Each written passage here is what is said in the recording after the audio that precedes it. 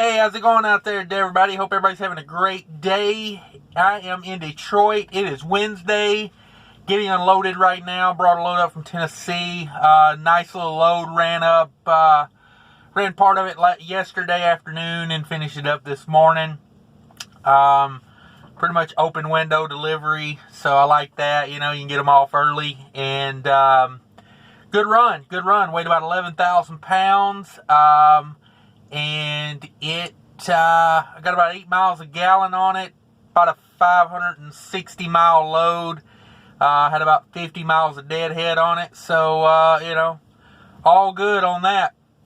But yeah, that's what we're doing today. Hopefully get out of Detroit. I don't know what we're doing after this. Ain't got nothing on me yet, so we'll just have to wait and see on that. But I'm making a video today. I want to talk to you one thing, actually a couple things. One is about the trucker coach doing his lease purchase. Guys, these lease purchases, take it from him, I got respect for truckers coach. I don't know, you think of him what you will, you hate him, you like him, you're indifferent, whatever, but I will tell you this, most truckers that watch YouTube have watched a couple of his videos before, and you probably learned something from it. So I got respect for the guy, ex-military guy. I always respect that, the sacrifice those guys make. But the thing of it is, and I'm not making fun of him for it, and I'm not trying to bash him on it or anything. I'm just saying, look at it like this. If you're thinking about a lease purchase, this is a guy that's got a lot of knowledge in the trucking industry. Company driver, owner-operator, had his own authority, had some trucks leased onto his own authority from what I heard. Pretty smart guy as far as trucking goes, what I see of him on YouTube. I think, decent guy, smart guy. Just didn't work. I think he said he was with it about 8 weeks. I watched his live last night. He was with it 8 weeks, and he realized, it wasn't the right deal. And he realizes what most people realize that have owned trucks before they do a lease purchase. I am one of them. I owned a truck. I paid it off, ran it, sold it, got out of trucking for a couple months, decided I'd get back in, decided, hey, I'll do a lease purchase. And then you realize real quick, number one, those trucks are stupid expensive. I think he said he'd be paying close to $100,000 for a 2016 Cascadia. You can get those trucks at auction or a wholesale lot for, probably get them at auction right now for probably under 30 grand. You get them at a good wholesale lot for around 50. So, just keep that in mind. Do the math on your lease purchase if you're going to do a lease purchase. And, calculate how much they're charging you for that truck. Are you willing to pay 100% interest on that? Because that's basically what they were charging for that. I think he said it was through Quality or whatever it's called now, Capital 19 or whatever. And if some of this is wrong, I don't know. You can go back and watch his live feed. And but this is, I'm just telling you what I heard of it. But so yeah, look at that as a warning when you think you're going to do a lease purchase. Especially if you don't have maybe a year in. Maybe you're coming fresh out of school and they want to put you in a lease purchase. Think of it like that. All right, here's a guy that's got a lot of experience, a lot of knowledge, and he ducked out on it in 8 weeks. And regrets doing it, I'm sure. It's a wasted 8 weeks. So yeah, just heed that as a warning when you think you're going to do a lease purchase and make a bunch of money and get ahead. They're killing you on both ends. I know his was with Advanced or Advanced Trucking or something like that.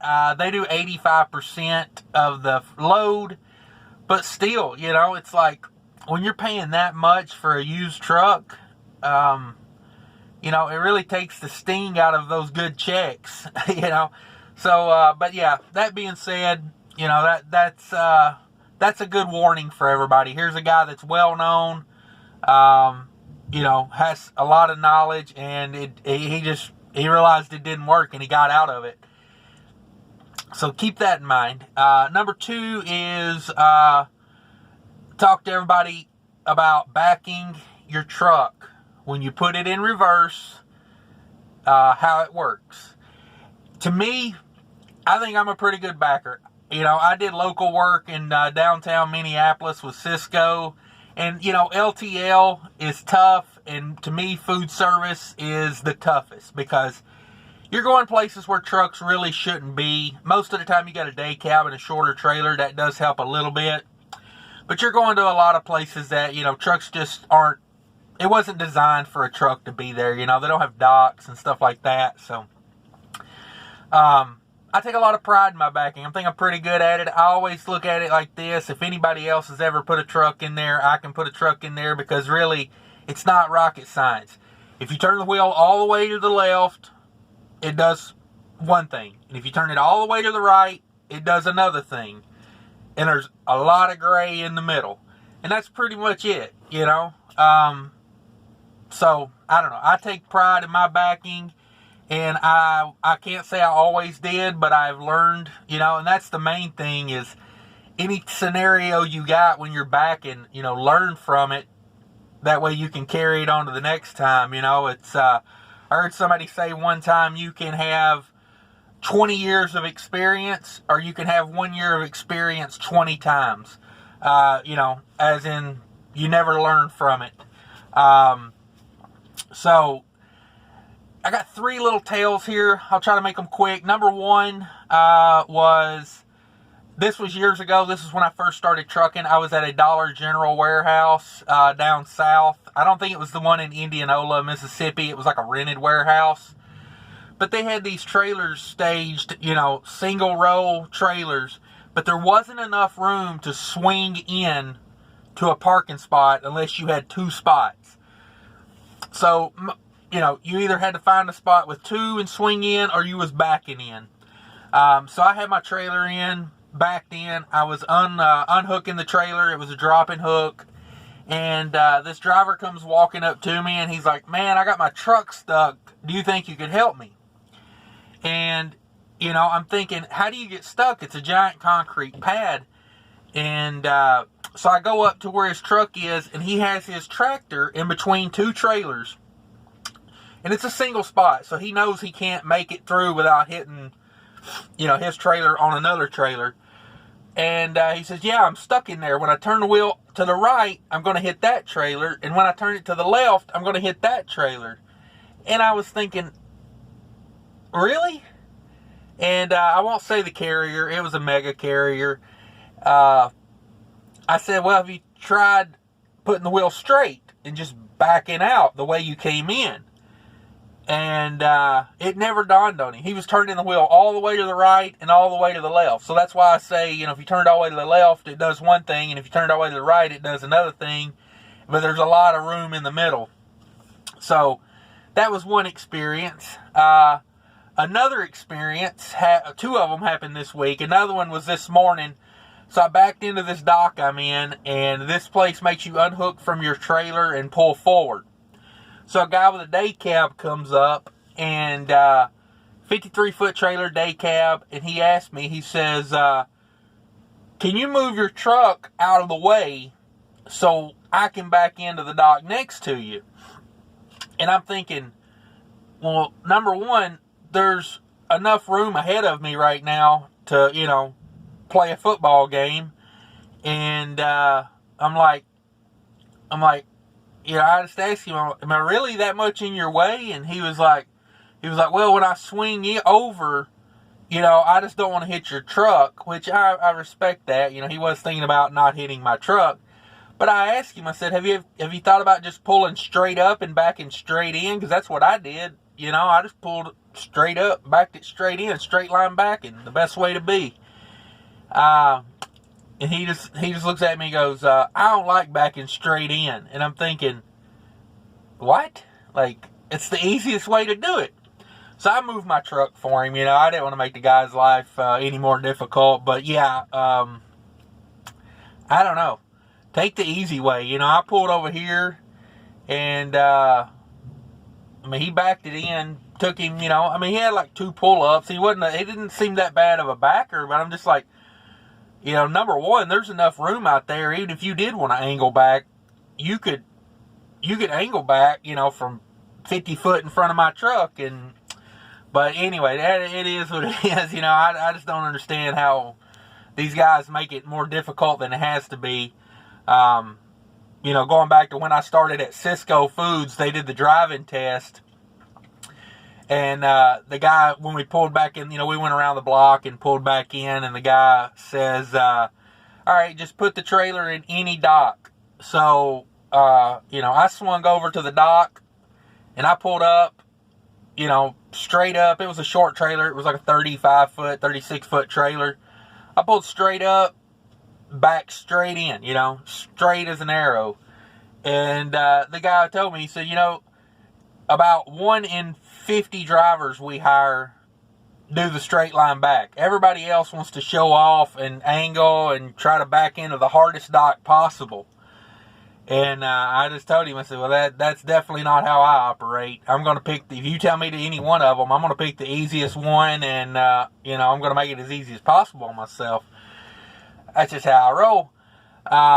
The other backing story I have is from earlier this week. I think it was 2 days ago in Tennessee. I get out. It's like 9 o'clock at night. I get out to go use the bathroom, and everybody's already shut down, and there's a guy in a flatbed backing in, and I'm just going to say it like this. He took the worst approach to backing his truck into these spots as you could. He had 2 spots, there was 2 empty spots side by side, and, I was backed in about 3 or 4 trucks down. I came in the same way he came in, except the big open area, I turned around and I sight-sided it. You know what I mean?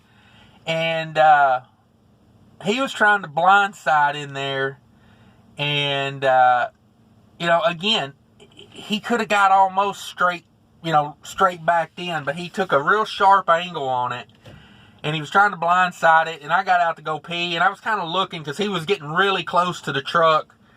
Would have been on his right side, on his blind side. And I was kind of looking down his trailer as I walked by, and he had the angle. He could have made it in there. But as I walked by the front of his truck, he leaned his head out the window and he says, hey, do I got it?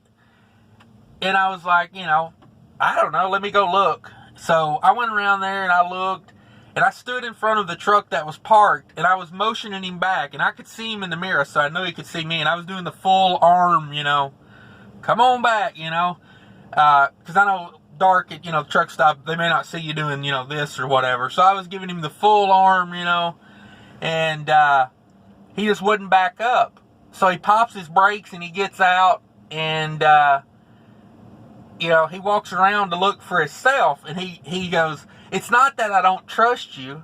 And I'm like, well, what is it then? Like, I didn't say that, but I was just like, what, I just went on in because I had to pee anyway. That's the reason I got out of the truck. But I was just thinking to myself, number one, don't ask me if you got it if you don't trust me. Like, what's the point of that? And number two, maybe you should trust me, because I would never take that angle backing in, and I sure as heck wouldn't blindside into a dark truck stop parking lot. The moral of all these stories is, make it easy on yourself. Don't try to be, don't try to do it the hardest way to look cool or whatever. Like the flatbed backing in, I couldn't understand why he was doing what he was doing anyway. Like, you can insert your joke here about the flatbed backing in, but I mean, I've seen some really good flatbed backing, but I know a lot of people joke on them, but I don't know. This particular guy just didn't have the right angle. He came in too sharp, and I don't know. Just all bad. But anyway, guys, I'm going to hop off here. That's my story of the day. Make it as easy as possible on yourself, and take care of each other out there. Be sure to like, share, subscribe. Leave me some comments. I appreciate those comments. And, that's it for today. Later.